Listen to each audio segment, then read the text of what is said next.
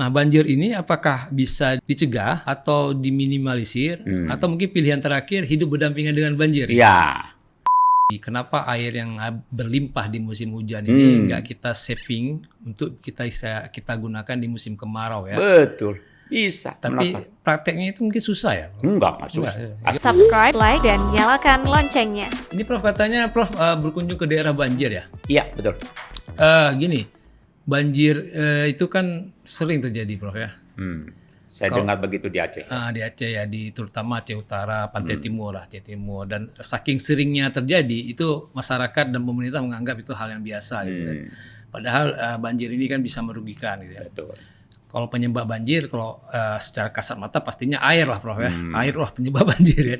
Tapi saya ingin menanyakan gini Prof, adakah hal-hal yang unik yang di daerah ini yang membuat bencana banjir itu menjadi semakin parah Prof? Ya, pertama ya pemahaman sendiri tentang banjir. Jadi banjir itu bukan semata-mata air, juga geomorfologinya, kemudian biasanya menyebabkan itu sungai. Ya, jadi harus paham tentang kelakuan sungai, kelakuan geomorfologinya, harus paham itu. Kemudian juga soil atau tanah atau batuannya, itu penting. Kalau untuk penyerapan ke bawah tanah. Oleh karena itu harus paham bagaimana sungai itu mengalir, air itu mengalir, itu ada ilmu sendiri. Kalau di atas namanya hidrologi, di bawahnya hidrogeologi namanya. Ternyata air juga bisa mengalir di bawah tanah, bukan di atas tanah aja, bukan di sungai saja. Di bawah tanah pun mengalir, seperti yang di atas tanah sama persis. Tapi oleh karena itu harus ada manajemennya, bagaimana mengatur air atas tanah dan air bawah tanah. Karena semua punya aturan air, punya aturan main. Allah menentukan, itu sunatullah. Jadi di atas ada ekosistem, di bawah pun ada ekosistem bawah tanah namanya. Itu biasanya kan orang-orang geologi yang belajar tuh maka namanya hydrogeologi. Bagaimana ekosistem air di bawah tanah. Banyak ekosistem yang bisa dipahami dan itu ilmunya berkembang sekarang. Nah, di lapangan itu apa yang Prof lihat itu? Ekosistemnya apakah mengalami kerusakan atau bagaimana itu, Prof? Ya, saya pikir gitu. Saya kemarin berjalan di das atau daerah aliran sungai. Sepanjang jalur itu saya melihat di Aceh Utara. Jadi kalau mereka karakteristik geomorfologi, namanya istilahnya jentera geomorfologi namanya. Bagaimana geomorfologi terbentuk karena peristiwa alam, adanya hujan, ada kekeringan, segala macam menghasilkan bentuk morfologinya sendiri. Dan morfologi ada gunung, ada lembah, sungai memotong biasanya. Sungai itu memotong geomorfologi secara umum. Nah, air itu mengalir melalui lembah, turun ke bawah. Ya jelas pusatnya melalui sungai. Maka dia mengalir. Di mana? Di bagian atas lerengnya curam, dia cepat air mengalir. Tapi di bagian yang lebih rendah atau mendekati pantai, dia merendah, menurun kecepatannya. Karena apa? Sudah mendatar dia, relatif mendatar. Nah, Aceh Utara sudah relatif mendatar. Maka ciri khasnya dalam istilah jentera geomorfologi, sungai itu sudah berbelok-belok tuh. Itu ciri khas yang sungai sudah menua. Sungai pun ada tua. Iya, betul. Jadi sungai itu punya umur. Ini cara mengetahui umur muda, umur ABG gitu, sungai ABG ada juga tuh. Umur sungai sudah tua. Gitu. Semakin dia berkelok-kelok berarti semakin tua. Semakin tua. Jadi sungai yang muda itu lurus, tegak lurus, kecepatannya tinggi. Biasa di atas, di hulu, itu sungai muda. Tapi tidak harus di hulu, apapun dengan kecepatan arisnya mengalir dengan cepat itu mudah dan biasanya lurus karena dia kecepatan yang tinggi lurus. Ya, itu yang banjir bandang itu berarti kan mudah ya. Mudah di tempat di perbukitan banjir bandang. Tapi banjir tidak ada di atas, bisa juga di bawahnya. Karena di bawah sudah tergenang, begitu di atas mengalir dia ikut terdorong. Jadilah banjir bandang. Begitu. Jadi kalau saya lihat kemarin berjalan-jalan di Aceh Utara, saya sepanjang jalur itu, dia sungainya berkelok-kelok. Dia sudah tua sekali, sudah tua. Dia berbeloknya bukan sekedar bentuk ular, bukan, tapi dia balik lagi. Berputar balik lagi. Seperti U-turn jadi ya. Nah, betul. U-turn ya. Dia ngebalik lagi bahkan menghasilkan danau. Itu namanya dalam istilah ilmiah itu oxbow lake namanya. Jadi danau. Nah, danau itulah yang menggenang di Aceh Utara. Jadi itu seperti oxbow lake, jadi bentuk begini menjadi danau. Inilah menyebabkan banjir. Begitu air mengalir lagi, hujan datang, dia tergenang di sana. Nah, itulah menimbulkan kerugian banyak dan kesusahan bagi masyarakat, rakyat. Karena mereka tidak bisa menanam padi, perkebunan mereka tergenang, bahkan rumah mereka pun tergenang. Dan ini dalam setahun ini kan banjirnya terjadi berulang-ulang. Berulang-ulang. Nah, itu bidang lain lagi tuh. Meteorologi namanya. Jadi mempelajari banjir tidak bisa dari suatu disiplin ilmu, multidisiplin.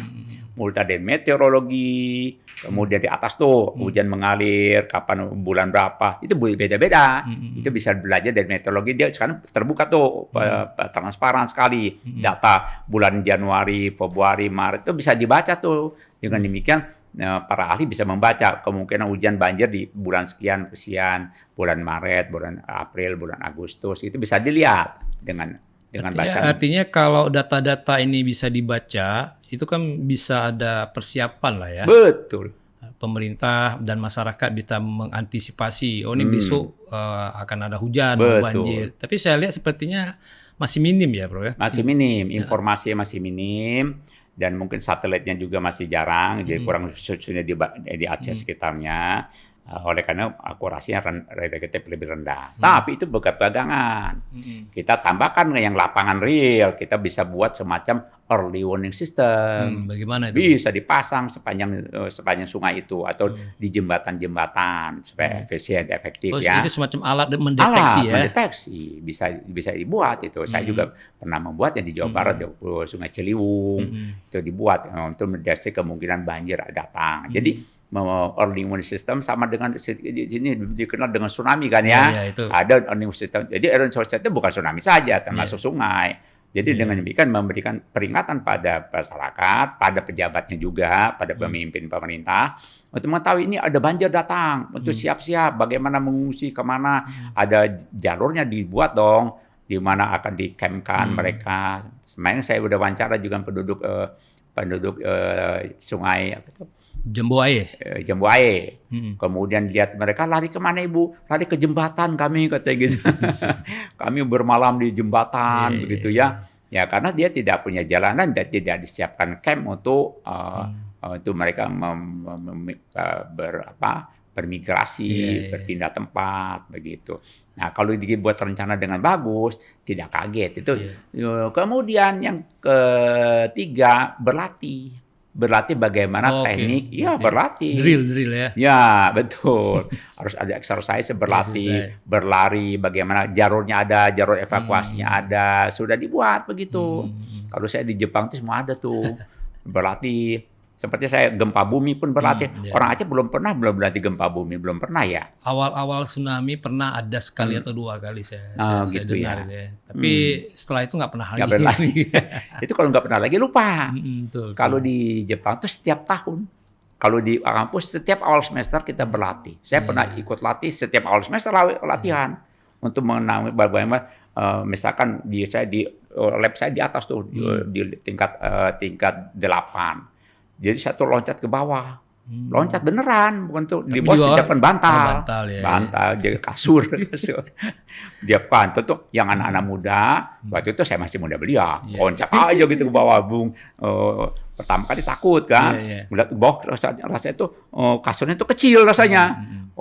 Enggak, itu sudah didesain, orang itu pasti lompatnya tidak jauh dari situ, nggak mungkin jatuh di sini begitu, sudah. Tapi tinggal berlatih orangnya supaya mentalnya kuat, dia loncat. Bagi yang agak senior sedikit pakai tali.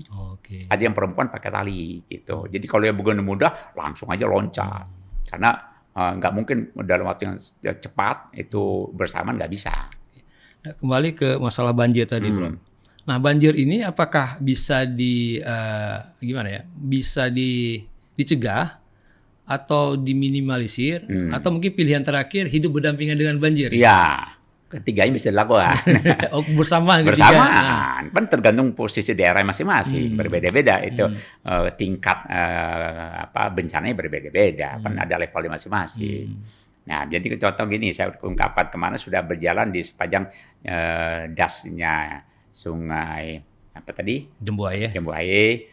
Kemudian di sungai satu lagi yang dekat kota Lok Semawe itu, saya lihat sepanjang jalur itu apa sih yang ada? Oh, rupanya ada pepohonan. Sudah ada, Allah sudah memberikan pelajaran di sepanjang jalur itu. Pohon tebu, saya lihat tuh amati, pohon kelapa, pohon mangga, kemudian pohon pisang, itu penahan itu. Kelihatannya, lihat aja. Banyak sampah-sampah menyangkut di pohon itu, menunjukkan pohon itu telah berfungsi dia sebagai penahan banjir. Dengan demikian dari sana kita kembangkan akal kita. Oh, rupanya sepanjang itu harus dipasang pohon, itu yang paling murah. Di bantaran di bantaran sungai itu bisa dipasang pohon untuk menahan banjir, kadang tidak air itu tidak melampias ke penduduk. Sehingga saya kemarin lihat, batas bisa dibaca tuh. Batas banjir sini nih, batas banjir maksimal sini, minimal di sini udah kelihatan tuh. Ada jejak-jejaknya. Ada jejaknya. Pohonnya. Ya berupa lumpur, biasanya berupa clay atau lempung atau berupa pasir. Kita bisa membaca semua itu. Atau di mana ada sampah plastik yang nyangkut di pohon itu dia. Itu dia. Itu sebagai tanda bagi orang-orang yang mau berpikir ya. Itu tanda, di sini batas dulu. Misalkan kemarin bulan Februari lalu, di sini nih banjir nih batasnya. Itu sebenarnya pelajaran luar biasa. Jadi demikian kita bisa mendata. Yang bersangkutan penduduk bisa membuat laporan tuh. Banjir sampai sini bulan Januari, Februari sampai sini. Itu bisa pelajaran. Itu nggak usah canggih-canggih, nggak usah. Iya, tapi mungkin kalau penduduk kan biasanya mereka udah sibuk dengan kehidupan masing-masing. Nah, ini agak repotnya ya. Iya. Ya. Kita berharap tugas pemerintah lah. Pemerintah kan memang ada badan yang khusus ngurusin itu ya. Betul. Apa BPBA, Badan Penanggulangan Bencana atau Dinas Pengairannya atau siapa lah, Prof kan. Ya, tapi jangan mengandalkan mereka juga. Mereka juga mungkin kelabakan juga dengan hidupnya. Jadi buatlah kelompok-kelompok pemuda. Nah, ini penting nih. Kelompok pemuda yang punya perhatian terhadap daerah mereka, banjir terutama. Ada kelompok misalkan penanggulangan banjir dari pemuda. Jadi mereka senang sekaligus mengembang ilmu pengetahuan. Bahkan nanti boleh saya berikan briefing tentang hidrogeologi, hidrologi, bagaimana air itu mengalir. Sehingga memberikan pemahaman, begitu cara alam beraktivitas. Alam itu punya aktivitas loh. Dia sudah sunatullah, dia punya aktivitas sendiri, jangan diganggu. Jadi dengan ini, alam punya aturan gini ya.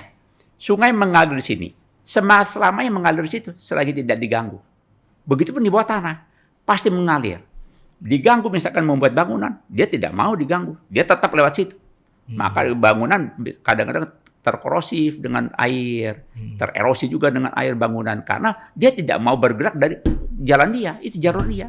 Begitupun sama seperti binatang-binatang punya jalur. Air pun punya jalur.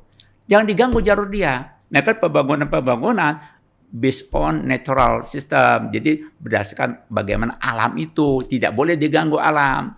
Alam tetap dia punya aturan sendiri. Kalau sungai-sungai yang dibelokkan itu termasuk melanggar. Gitu. Apapun alasan melanggar. Melanggar hukum alam ya. Melanggar hukum alam. Maka dalam pembuat pembangunan harus memperhatikan ekosistemnya, memahami begitu.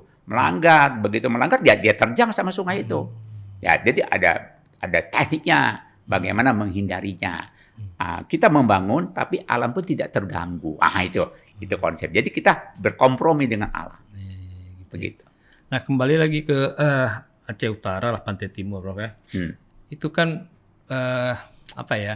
kalau di musim hujan banjir, di musim kemarau kering gitu. Ya. Ini kan kalau kita berpikir secara teknologi, kenapa air yang berlimpah di musim hujan ini nggak kita saving untuk kita gunakan di musim kemarau ya? Betul, bisa. Tapi prakteknya itu mungkin susah ya? Enggak susah. Asal punya kemauan aja. Saya bisa membantu. Jadi di dalam bumi itu namanya ada aquifer. Aquifer itu tempat penyimpanan air. Kita bisa simpan di situ. Diarahkan semua hujan atau sungai ke arah situ supaya disimpan di situ. Gimana caranya itu? Bisa. Ini sederhana, bisa Prof jelaskan? Ya gini ya. Di bawah ini ada aquifer, adalah tempat penyimpanan air. Biasanya itu batu pasir atau batu gamping biasanya tempat menyimpan air. Semua air terserap ke dalam itu, tersimpan. Itulah cadangan kita untuk masa depan kita di musim kering. Ada di dalam situ. Jadi saya bisa memetakan. Saya punya teknologi. Teknologi yang saya kembangkan untuk memetakan aquifer.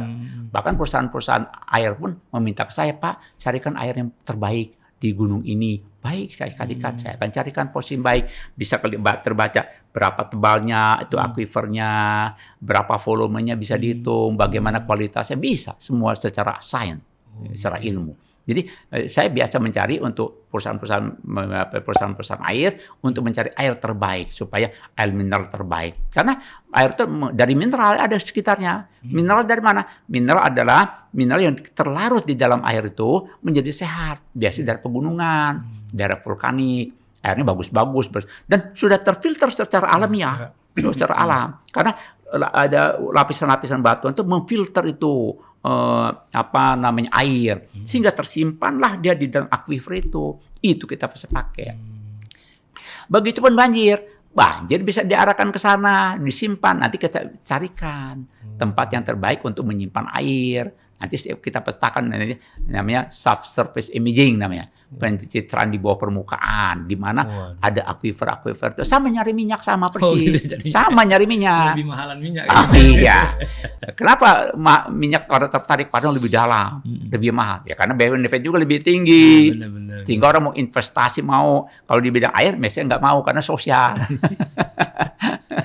Sosial nggak ada uang keluar tapi nggak dapat income atau income-nya sedikit lah. Misalkan perusahaan air mineral gitu ada tapi tidak dapat income, harus pandai-pandai aja. Jadi dengan itu semuanya bisnis. Dan itu apakah biayanya mahal tuh Prof untuk Tidak. menerapkan strategi menyimpan air yang dari musim hujan? Ya memang bisa digunakan ada di musim ongkosnya, kemarau? ada kosnya.